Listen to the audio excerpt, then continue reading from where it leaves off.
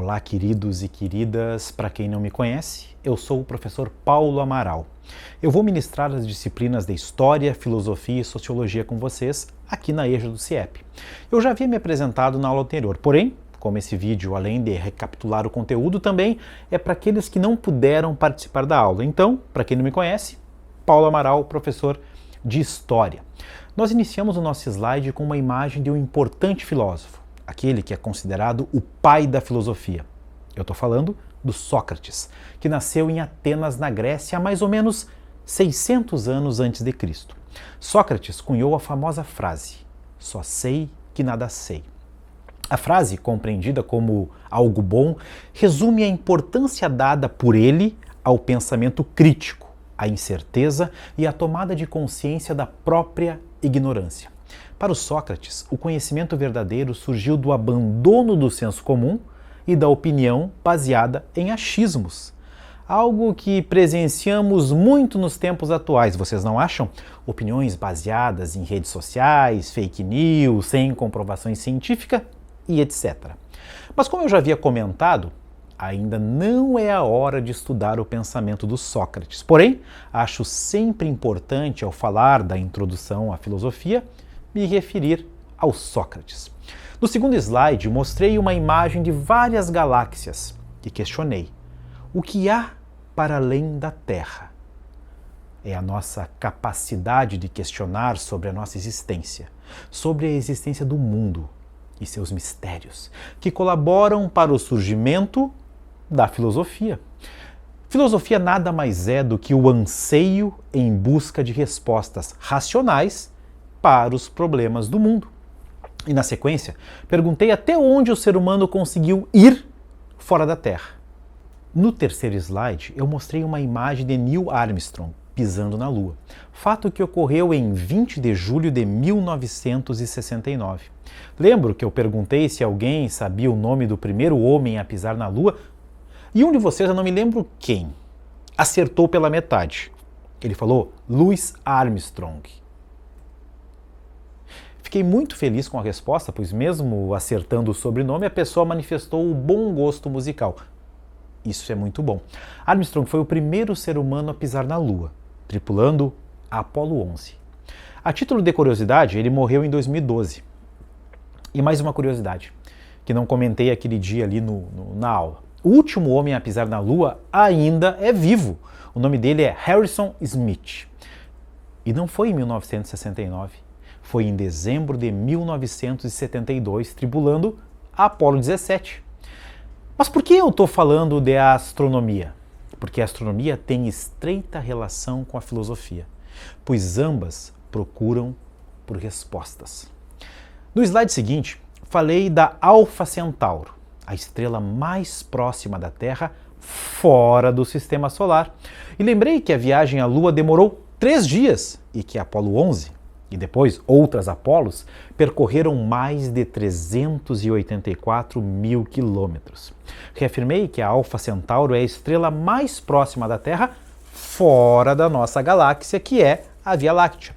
Então eu perguntei: que tempo levaria para chegar nessa estrela, saindo da Terra, utilizando o foguete mais veloz existente? E para nossa surpresa, levaríamos mais ou menos 10 mil anos. 10 mil anos. Assim, o próximo slide apresentado questiona: o que sabemos sobre o universo? Muito pouca coisa. E sobre a possibilidade da vida em outros planetas? Também não sabemos. Mas afinal, o que é a filosofia? A filosofia é um termo grego que significa amor à sabedoria. Philo, amor, Sofia, sabedoria. A filosofia vai surgir na Grécia Antiga mais ou menos 6 séculos antes de Cristo. É o momento em que os seres humanos vão buscar uma explicação racional para os problemas do mundo, pois até então as pessoas se utilizavam de criações mitológicas para explicar a origem do mundo, a origem do homem, os fenômenos da natureza. E por que eles se utilizam dos mitos? porque não possuíam condições e meios para buscar uma explicação racional e lógica para as coisas.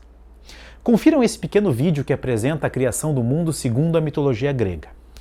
A origem do mundo na mitologia grega.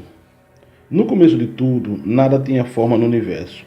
Não era possível distinguir a terra do céu e do mar. Esse abismo nebuloso chamava-se de Caos.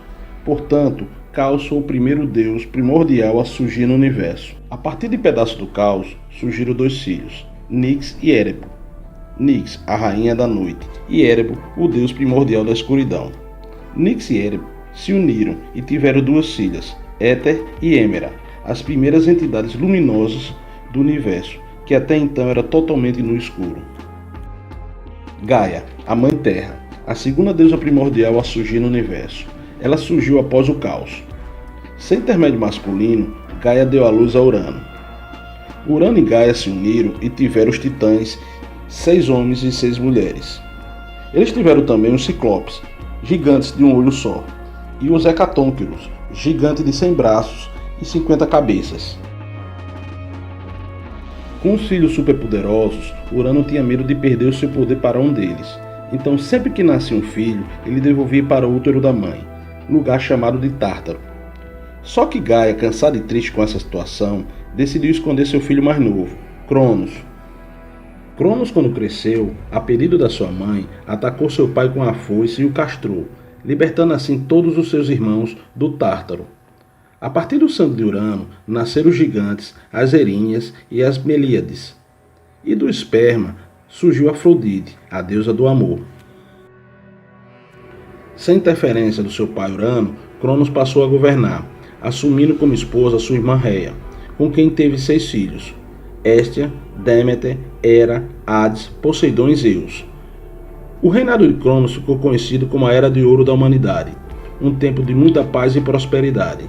Os primeiros filósofos vão começar a questionar a crença nos mitos e buscar explicações racionais para a origem do mundo e do homem. E a partir de então, que vão surgir aqueles que serão chamados de filósofos da natureza. Eu estou falando de quem?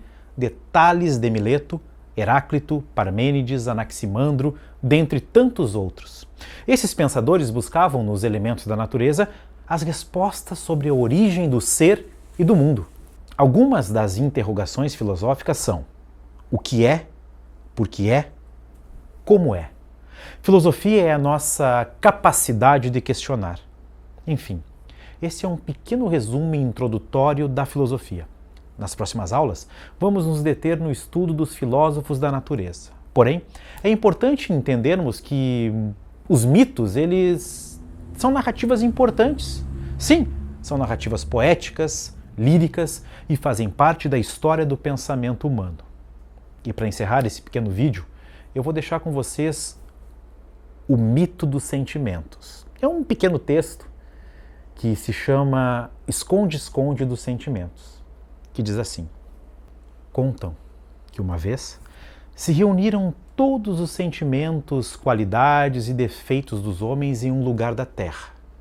Quando o aborrecimento havia reclamado pela 3ª vez, a loucura, como sempre, tão louca, lhes propôs: vamos brincar de esconde-esconde?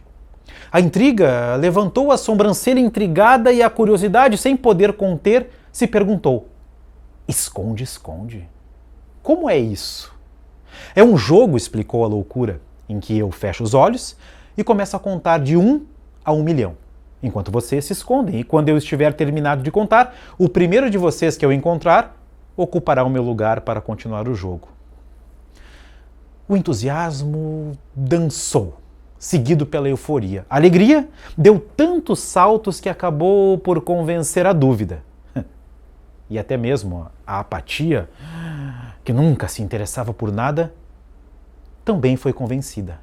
Mas nem todos quiseram participar. A verdade preferiu não esconder-se, para que, se no final todos a encontrarem, pensou: e aí, o que será da verdade? A soberba opinou que era um jogo muito tonto e a covardia preferiu não arriscar-se. 1, 2, 3, 4. Começou a contar a loucura. A primeira a esconder-se foi a pressa, que, como sempre, caiu atrás da primeira pedra do caminho. A fé subiu ao céu e a inveja se escondeu atrás da sombra do triunfo. que com o seu próprio esforço tinha conseguido subir na copa da árvore mais alta. A generosidade quase não conseguiu esconder-se, pois cada local que encontrava lhe parecia maravilhoso para algum de seus amigos. Se era um lago cristalino, ideal para a beleza. Se era a copa de uma árvore, perfeito para a timidez. Se era o voo de uma borboleta, o melhor para a volúpia. Se era rajado de vento, magnífico para a liberdade. E assim, acabou escondendo-se num pequeno raio de sol. O egoísmo, ao contrário, encontrou um lugar muito bom desde o início, ventilado, cômodo, mas apenas para ele. A mentira escondeu-se no fundo do oceano. Mentira, na realidade escondeu-se atrás do arco-íris. O esquecimento? Não recordo-me onde escondeu-se, mas isso não é o mais importante.